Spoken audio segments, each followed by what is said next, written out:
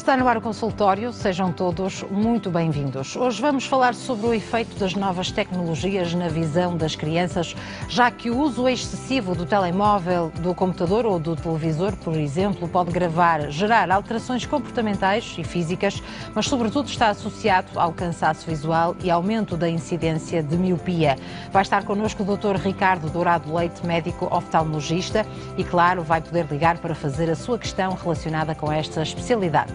Na última hora vamos meter a colher entre marido e mulher. Significa isto que vamos conhecer a blogger Rita da Nova e o humorista Guilherme Fonseca, autores do livro Terapia de Casal e do podcast mais conflituoso de sempre. Vamos discutir ou partilhar ideias que dividem os casais no dia-a-dia, mas para esta conversa não perder o rumo, vai juntar-se a nós o psicólogo e terapeuta de casal e familiar, o Dr. Tiago Sá Balão.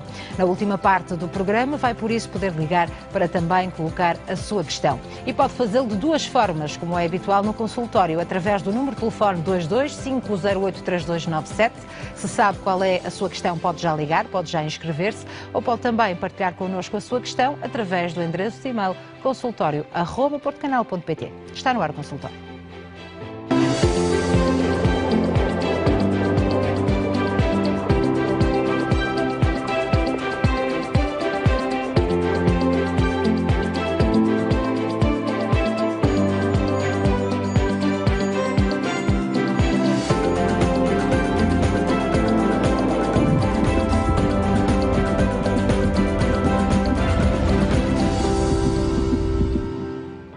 Está no ar o consultório, seja muito bem-vindo a este programa dedicado à sua saúde e bem-estar. Convido a fazer-nos companhia até bem perto das 4 da tarde, altura em que vamos saber quais são os assuntos em destaque do Viver Aqui do programa de hoje. E até lá pode, claro, inscrever-se, ligar, enviar um e-mail para esclarecer aqui a sua dúvida com os nossos médicos convidados, que terão todo o gosto em ajudá-lo, seja qual for então a especialidade.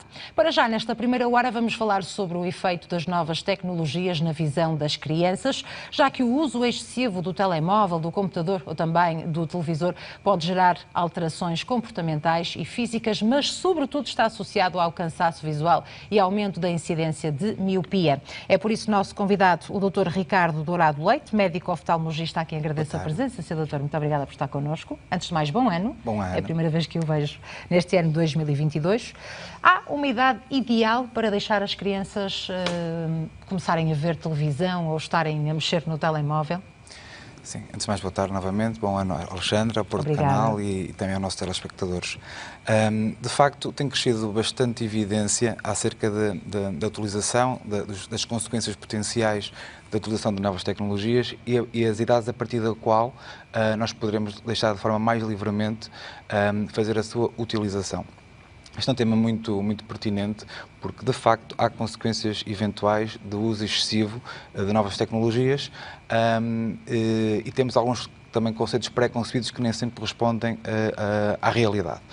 Nós admitimos como novas tecnologias o uso do computador, por exemplo, mas mais recentemente, nos últimos 10, 15 anos e de forma crescente, o uso de meios visuais de proximidade, sobretudo o smartphone e a tablet, que têm sido começados a utilizar-se de forma cada vez mais precoce. Qualquer menino de 1, 2 anos parece que já nasce com uma interação muito fácil com os dispositivos. Muitas vezes são eles próprios que ensinam os avós e os pais a trabalhar com os telemóveis. E se os mais pequenos acabam por sobretudo, brincar, os adolescentes e pré-adolescentes, inclusivamente, utilizam para comunicar. E, portanto, isso vai ter consequências no desenvolvimento da linguagem, no desenvolvimento da personalidade, consequências nas competências sociais das pessoas. Pronto, essas coisas eu não vou abordar aqui, logicamente, mas vou abordar as potenciais consequências visuais. Na consulta de oftalmologia pediátrica, sobretudo, muitas vezes os pais recorrem a nós para estarmos do lado deles para proibirmos os potenciais excessos que as crianças estejam a fazer, a realizar em casa ou no ambiente da escola, ou muitas vezes simplesmente para se informarem, para depois tomarem decisões acerca do aconselhamento e daquilo que vão permitir fazer aos filhos. As consequências principais para a visão, eu poderia agrupá-las em 3 grupos. Há uma síndrome muito bem documentada e cientificamente estabelecida, que é a Computer Vision Syndrome, portanto, é uma síndrome visual associada à utilização do computador e que podemos extrapolar para os meios mais próximos, como é a tablet e o telefone. Isto é uma síndrome que inclui uma série de sinais e sintomas bem definidos, mas que, felizmente, são quase sempre transitórios. Nós, quando utilizamos muito o computador, o tablet, o telefone ou qualquer outro meio deste género, acabamos por pestanejar muito menos vezes do que aquilo que devíamos fazer. Em média, para termos uma noção, nós devemos pestanejar 15 vezes por minuto, por forma a distribuir bem a lágrima e também para termos uma superfície óptica ideal. Quando isso não acontece, a lágrima vai evaporar mais cedo e, por outro lado, também está provado que quando utilizamos muito estes dispositivos, a produção da parte lipídica da lágrima não se dá de forma tão eficaz e, portanto, é outro fator que predispõe para que o olho fique mais seco durante este tipo de trabalhos ou de lazeres. Isso vai condicionar um olho seco evaporativo, com as consequências do olho vermelho, irritação, ardor, picada, visão turva circunstancial, a comichão. Muitas vezes nas crianças elas não sabem queixar que pica ou que dói, mas acabam por têm alguma dificuldade em expressar-se. Exatamente. Felizmente, isto é uma coisa mais ou menos transitória. O uso excessivo também disto pode também provocar, e principalmente nos meios mais próximos, como o telefone, como é um objeto de focagem mais próximo, obriga-nos a fazer mais esforço. Esse esforço prolongado no tempo pode acarretar também aquilo que nós chamamos de astenopia, portanto, uma fadiga ocular, dores de cabeça, visão desfocada e dificuldade em intercalar a visão de próxima com a visão de distância, ou às vezes até visão dupla transitória também. Como lhe digo, isto é normalmente transitório, portanto, cessando ou acabando por tomar comportamentos mais saudáveis, poderá passar sem consequências. No segundo plano, aquilo que se fala cada vez mais, mas cientificamente não está tão bem estabelecido, é a associação entre a utilização do tablet e do telefone com o surgimento de erros refrativos, nomeadamente a miopia. Há essa sensação no nosso meio médico e também no senso comum, mas cientificamente ainda não está bem comprovada esta questão. De facto, sempre que nós estimulamos alguma atividade de perto, a prevalência da miopia parece aumentar, isto em dados epidemiológicos. Portanto, e há uma maior incidência de miopia em crianças e adolescentes. Exatamente. Claro. Isso pode ter um viés interpretativo se tomarmos em consciência que, quando uma criança passa muito mais tempo ao telefone, ou no tablet, ou no computador, quase por proporcionalidade também passa muito menos tempo em meios exteriores. E aí sim, isso é um fator de risco para a miopia que está muito melhor documentado. Ou seja, quanto menos tempo passarmos ao ar livre, maior vai ser a incidência da miopia. Podemos ajuntar os dois fatores, eles podem cooperar e em simultâneo amplificar esse risco de miopizar os olhos das crianças, não é? Aí sim, a luz natural do sol intervém na produção de dopamina, que tem como papel, um dos papéis, por assim dizer, a regular de forma harmoniosa o crescimento do olho. Portanto, tudo que desequilibre esta produção pode proporcionar então e ter como consequência a miopia. E de facto essa incidência da miopia está a aumentar no nosso país. Epidemiologicamente podemos ver que diferentes áreas do globo têm prevalências diferentes da miopia e que se podem dever a este facto. Por exemplo, nos países asiáticos é muito mais frequente a miopia, ao contrário do que acontece, por exemplo, na Austrália, em que a prevalência da miopia é muito mais baixa porque as pessoas têm, em média, muito mais horas diárias fora de casa. Por fim, de uma forma também muito mais rara, temos a possibilidade de desenvolver estrabismos súbitos por o uso excessivo de telefone e de tablet. Eu, por exemplo, já apanhei um caso de uma pré-adolescente em que isso aconteceu. O uso que era tão crónico, ou seja, e nós chamamos crónico nestes casos, há mais de 4 meses, com uma utilização diária de mais de 4 horas, que pode acarretar Mas isso tem a ver com a proximidade, portanto, estar muito próximo dos olhos. No caso limite, no meu caso não foi necessário, no caso da minha doente, mas pode ser necessário mesmo operar esse tipo de estrabismos. Portanto, há vários riscos associados a isto, mas também há coisas que podemos aconselhar. Claro. Não devemos passar mais de 2 horas por dia, as crianças pelo menos não devem passar mais de 2 horas por dia a utilizar o tablet, o telefone ou o computador. Abaixo dos 2 anos, em rigor, não deveriam usar nenhum minuto. Devemos passar mais de 2 horas ao ar livre por dia, portanto, em média, para evitar tudo aquilo que temos a falar até agora. E no que diz respeito, por exemplo, à parte profissional ou até escolar, em que agora somos muito obrigados pela telescola, pelo teletrabalho, a estar mais tempo a utilizar o computador, devemos ter também como no nosso pensamento que devemos fazer pausas frequentes. Há uma mnemónica que é a regra dos 20-20-20, portanto, a cada 20 minutos devemos parar 20 segundos e olhar para uma distância de 20 pés, que normalmente são 6 metros. Podemos simplificar isso para os adolescentes, a cada hora parar 10 minutos ou a cada 30 minutos parar 5 minutos para que eles aprendam a descansar, e isso vai fazer toda a diferença ao fim do dia e ao fim de vários dias. Portanto, primeira nota, crianças abaixo dos 2 anos não devem ver televisão, sim, nem mexer no está telemóvel, recomendado. não é? Já sabemos que as crianças são o meio ambiente em questão e o exemplo dos pais. Portanto, os pais, perfeitamente normal, estarmos no telemóvel, as crianças também querem lá ir, que seja uma coisa rápida, não é? Portanto, a partir dos 2... A utilização é mais 2 horas, liberalizada, mas o mínimo com possível também. Isso, e estimular o tipo de atividades que sejam mais lúdicas e saudáveis. Mas não há motivo também para proibir, até porque às vezes há jogos e aplicações que podem ser também didáticas, e portanto há que haver um equilíbrio dentro daquilo que foi aqui explicado. Nem Abaixo dos 2 anos nunca, é que não está nada recomendado. Claro, nem sempre nem nunca, como se costuma dizer. Exatamente. E há uma distância também que deve ser respeitada, porque é muito comum vermos as crianças em frente à televisão, não é? Ficar assim e olhar, sim. E é aí que percebemos que pode começar a correr mal.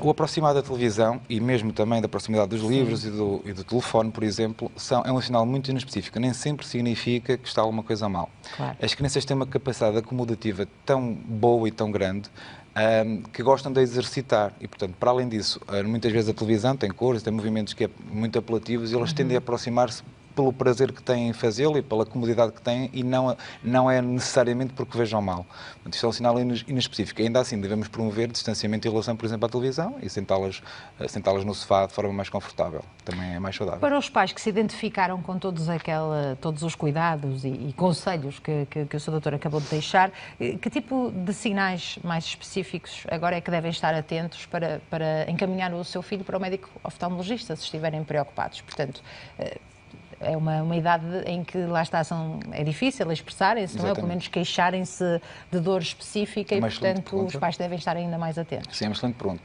As crianças, principalmente as mais novinhas, se o olho picar, se o olho arder, não vão saber queixar-se propriamente desse tipo de sintomatologia. Vão, sobretudo, esfregar o olho e poderem se queixar de visão menos boa. Portanto, tudo o que seja queixas de cefaleia, ou seja, dor de cabeça, nomeadamente ao final do dia, que é quando se acumula mais cansaço. Se os pais objetivarem um olho vermelho, o facto do filho coçar o olho, portanto, uma percepção materna ou paterna de que o filho vai esfregar o olho por algum motivo. E são todos sinais que devem motivar a ida ao oftalmologista para descartar se isso pode dever-se ou não à nossa área. Muitas vezes o tratamento é precisamente esse, não é? Pedir às crianças que não estejam tanto tempo em frente a um ecrã. Felizmente, como disse há pouco, este tipo de sintomas é transitório, as consequências também o serão. É muito pouco provável que aquela síndrome de computador, por exemplo, que dá cansaço visual, dá olho vermelho, dá irritação da superfície do olho, se for cessada e se forem adotados comportamentos mais saudáveis, à partida isso não vai trazer consequências. Do mesmo modo, aquilo que eu disse há bocado em relação à correlação entre a utilização do telefone e da miopia, aquilo que está estabelecido é que a probabilidade de dar miopia a longo prazo é reduzida, ainda não está completamente estabelecida. Nós achamos que muitas vezes coexiste o uso do computador, do telefone e do tablet e também a pouca frequência de ambientes externos. Portanto, devem coexistir as duas coisas para que a miopia saia mais amplificada. Pronto, e é isso. De uma forma geral, com que idade é que as crianças devem ir ao médico oftalmologista pela primeira vez? Nós, genericamente, numa criança que não tem fatores de risco, nomeadamente familiares, que não tem nenhum sinal ou sintoma que pareça suspeito, nós dizemos que os 2 anos de idade são a altura em que, pela primeira vez, a criança deve ser levada pelos pais ao oftalmologista. Claro, quando há a história familiar, nomeadamente de doenças hereditárias ou genéticas... Mas a miopia também está incluída? Miopia, se for uma miopia não patológica, à partida não será. E mesmo que o seja, aos 2 anos é perfeitamente adequado levar pela primeira vez o filho ao oftalmologista.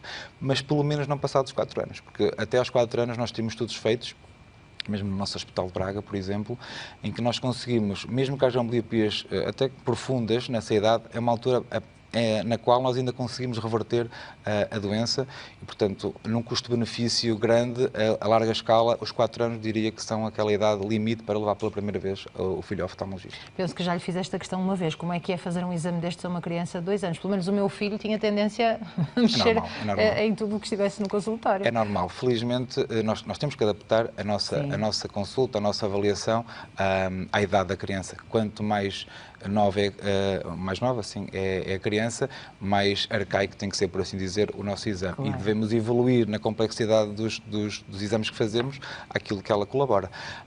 Nós conseguimos, felizmente, obter a informação que precisamos acerca dos fatores de risco, por exemplo, a ambliopia, e estou a falar do estrabismo, estou a falar de um erro refrativo assimétrico ou grande bilateral. Nós conseguimos objetivar tudo sem que a criança tenha propriamente que falar, não é? Muitas vezes é a idade pré-verbal que ela nos apresentam e, portanto, também não necessitamos disso.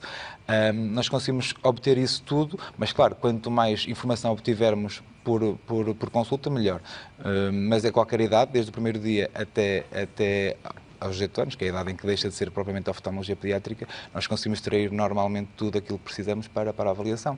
E se precisarem de usar óculos, somos nós pais que ficamos surpreendidos, não é? Com a adaptação, muitas vezes, dos mais novos. Sim, com a adaptação, seguramente. Muitas vezes há algumas surpresas menos agradáveis. Muitas vezes os pais vão por rotina aos 2, 3, 4 anos e saem sem grande percepção ou noção que os filhos poderão ver mal ou poderão precisar de óculos, claro. E saem lá com essa notícia.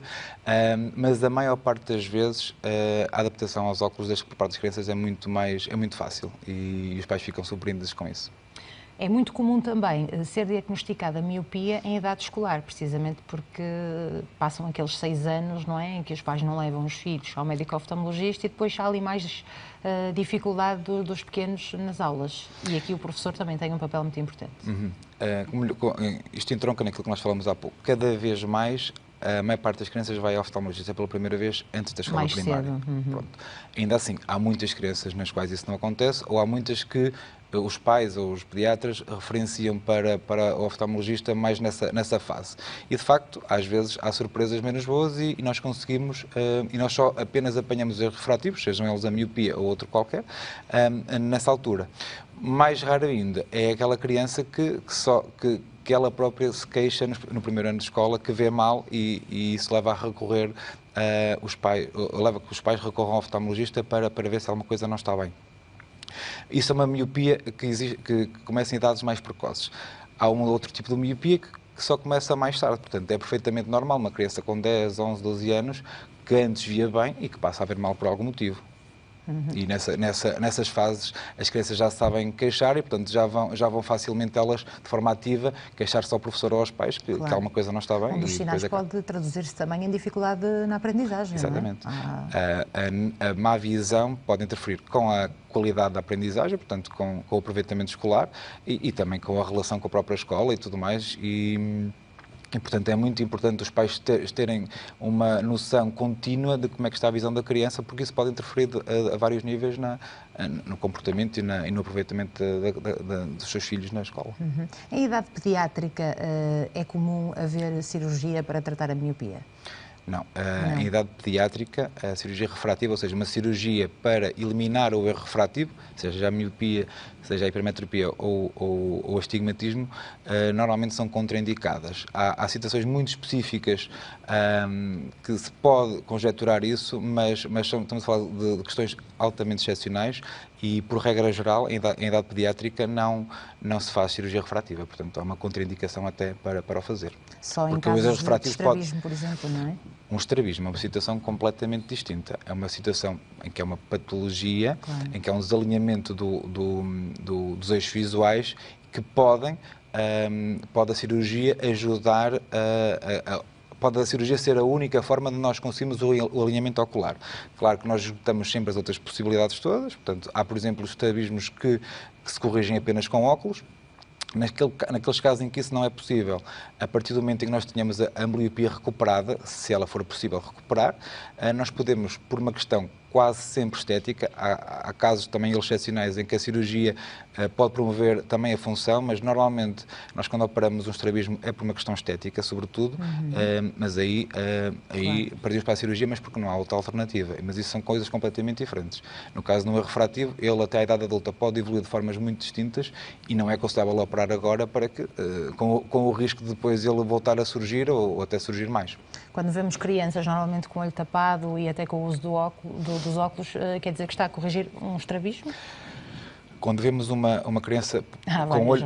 Há várias razões, mas quando vemos uma criança com o olho tapado, significa isso de base que ela está a corrigir uma ambliopia.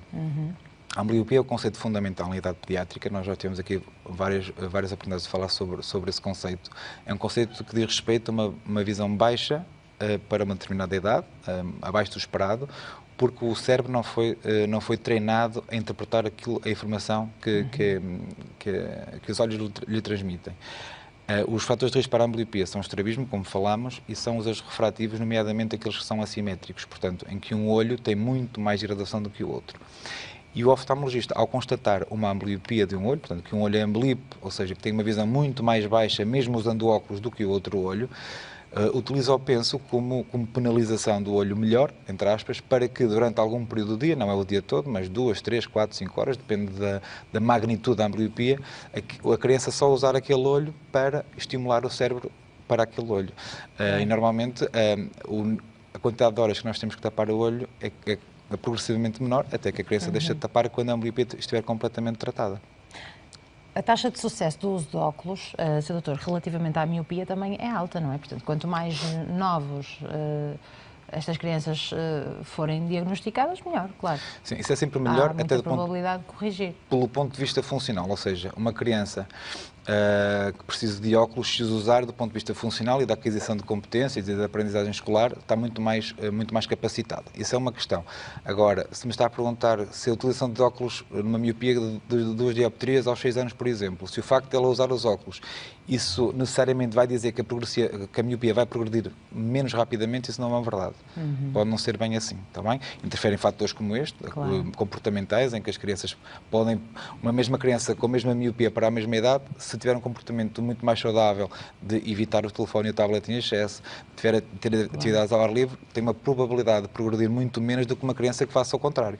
Portanto, mesmo que usem os óculos ambas. O uso dos óculos por si só não garante que seja frenada a velocidade de progressão da miopia. Mas, claro, quando uma criança vê mal e precisa dos óculos, é melhor usá-los porque funcionalmente vai torná-la mais capaz. Muito bem. E cabe a nós, pais, colocarmos todos estes conselhos em prática, não é? Porque isto depende de nós, portanto, darmos o exemplo e o meio ambiente em que as crianças estão inseridas. Muito obrigada pela sua presença. Vamos fazer um curtíssimo intervalo e depois ouvir as questões dos nossos telespectadores, que podem já ligar para se inscrever. Aliás, já podiam ter feito desde o início do programa, para colocarem aqui a questão sobre oftalmologia. É esta especialidade que vamos abordar, vamos continuar a abordar na segunda parte do consultório. Pode ligar para o número de telefone 225083297, 225083297 para se inscrever e então fazer a pergunta. Pode também enviar um e-mail para o endereço consultório@portocanal.pt, fazer a sua questão, esclarecer a sua dúvida ou partilhar connosco o seu caso ou testemunho, o seu, de um amigo ou familiar. Estamos cá para o ajudar. Vamos fazer um curtíssimo intervalo, já voltamos. Até já.